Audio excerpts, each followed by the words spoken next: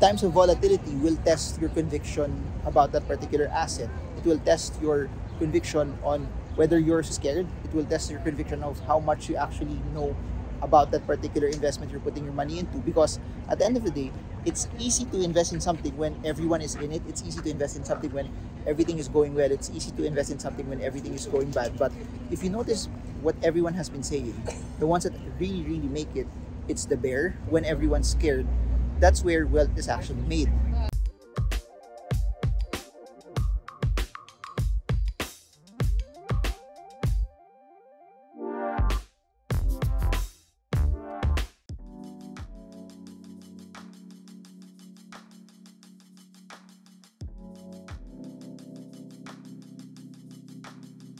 Hey guys, so what do you do when the markets are not favorable, when things are not going your way, when they don't go the way you want it to be? So please do note this, that when you talk to any investor, they will always say that they're in it because they want to see their investments grow up. No investor wants to lose money. No investor intentionally is putting their money because they think that their money is gonna go to zero or it's gonna drop. Everyone, when they start investing, they're heavily optimistic that what they're putting their money on will actually do very well. Here's the thing, similar to the environment that we are in right now, as you can see it over and over, that there's a lot of things that we can control and different things that are affecting global supply chains, and that's affecting the markets, that's affecting how governments trigger interest rates, that's affecting policy.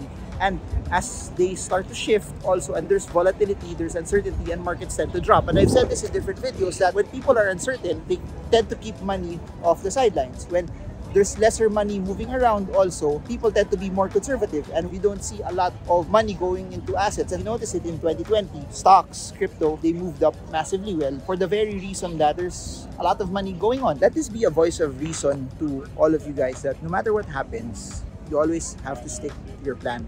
No matter what happens, you always have to stick into the reasons, the strategies, and the principles on why you actually invested, why you actually entered a position, why you actually invested and went into it. Let this be a reminder that when you buy something or when you invest into an asset, don't just always look at the upside. Don't just always look at how high it could actually go. Always look at also the risk, the downside. Because when scenarios like this and times like this happen, it allows you to act rationally.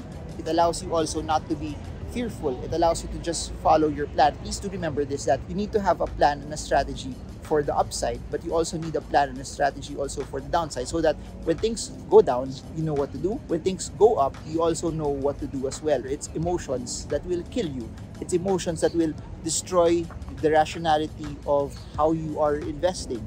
And what does that actually mean? If you're the type of person that does dollar cost averaging, blue chip stock, the dividend stock, or regardless if it's a tech stock like Apple or Microsoft, or if it's in the cryptocurrency market, you're stacking Bitcoin and Ethereum, regardless of what it is, the name of the game is for you to be able to just stick to it. If you're dollar cost averaging, then the volatility doesn't matter. If you're buying something that's legitimate, if you're buying something that's game-changing, similar to the other videos where I talked about Bitcoin, then times of volatility will test your conviction about that particular asset. It will test your conviction on whether you're scared. It will test your conviction of how much you actually know about that particular investment you're putting your money into. Because at the end of the day, it's easy to invest in something when everyone is in it. It's easy to invest in something when everything is going well. It's easy to invest in something when everything is going bad. But if you notice what everyone has been saying, the ones that really make it, it's the bear. When everyone's scared, that's where wealth is actually made.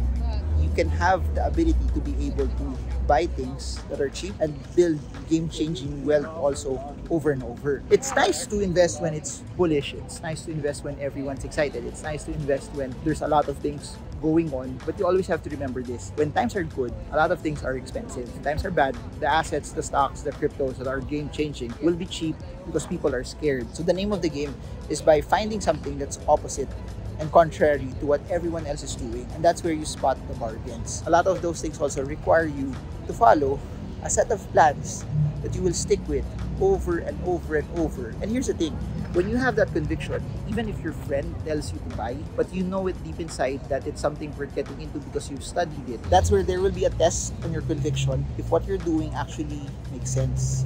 So when times are uncertain, when times are volatile, when times are a bit scary, just follow your plan. If you're a technical trader, I've said this in several videos, just follow the charts, and that's what's so interesting about it.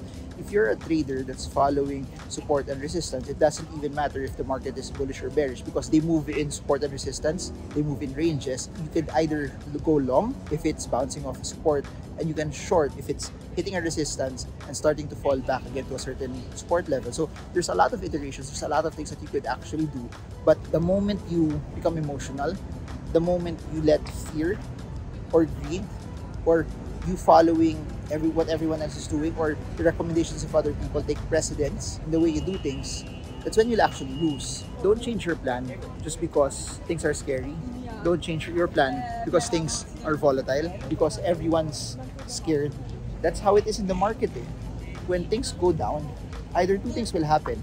If you're trading, it's a very, very important decision for you to either short or cut losses if it doesn't go your way, if the trade doesn't go your way. Or if it's going up and it's bouncing, also there's a conviction there to how long will you actually hold on, what will you actually do, and what will be your strategy also when you're up. Please do remember this, that it also works different ways, that when it's up, you need to have the conviction not to sell too quick. When it's up, you need to have the conviction to hold on and maximize that particular trade. So I'm saying this while there's a lot of fear, while there's a lot of uncertainty, while there's a lot of doubt. Follow your plan. Whatever your strategy is, just go on with it. Whatever your strategy is, fulfill it to the end. Whatever you set forth on why you went into the market, just go with that. The technology of Bitcoin doesn't change just because the price is down. Ethereum doesn't change just because interest rates are higher.